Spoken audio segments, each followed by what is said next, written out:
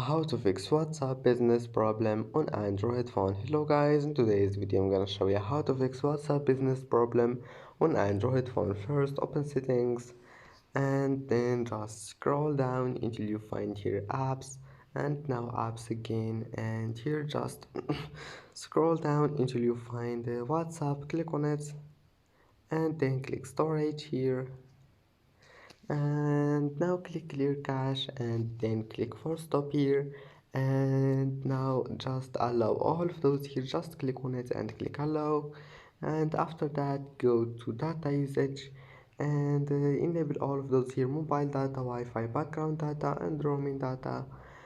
And then go back to this one here, wait, display and brightness, and check this one, screen resolution, and make it high. If you find it here low, just make it high and try again, and restart your phone, and all your problems will be fixed. And that's it for today's video. Don't forget like and subscribe, and see you in the next video.